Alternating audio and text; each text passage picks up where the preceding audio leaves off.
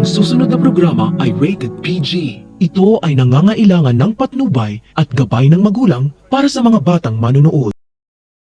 Gagawin ang lahat ni Zoe para makalabas lang ng kulungan ang ina niyang si Moira, kahit na magpanggap pa siya na may gusto siya sa prime witness na si Dax.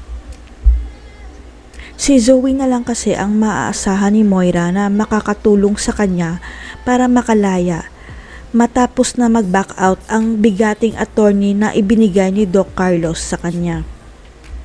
Si Dax na lang ang nag-iisang pag-asa ng mga tanyag para mabigyan ng hustisya ang pagkamatay ni Lolo Pepe dahil siya ang prime witness kung sino ang mastermind. Handa naman si Dax na maging witness laban kay Moira para wag lang siya ipakulong ng mga tanyag, pero hindi niya kayang ilaglag si Zoe dahil may gusto siya dito. Panatag naman si Giselle at Doc RJ na makakamtan na nila ang tunay na hustisya dahil hawak nila ang prime witness at siguradong mabubulok na si Moira sa bilangguan.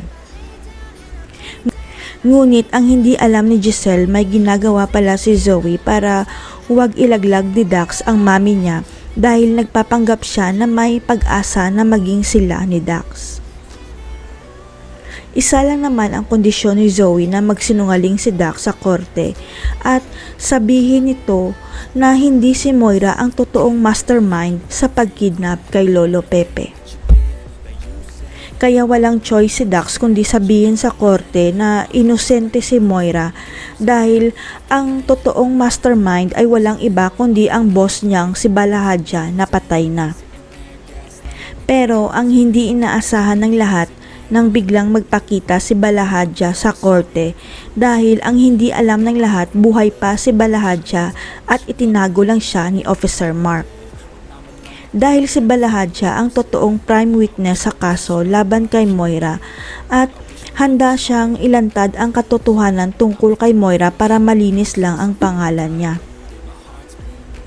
Kaya magugulat ang lahat, lalong-lalo na si Zoe at Moira at si Dax sa paglabas ni Balahadja at sasabihin niya sa harap ng korte na inutusan siya ni Moira para ipakidnap si Sir Pepe. Makakalaya pa rin kaya si Moira dahil nagtatago na si Doc Carlos at Eric? May mangyayaring masama kaya kay Zoe dahil mabibisto siya ni Dax? Abangan.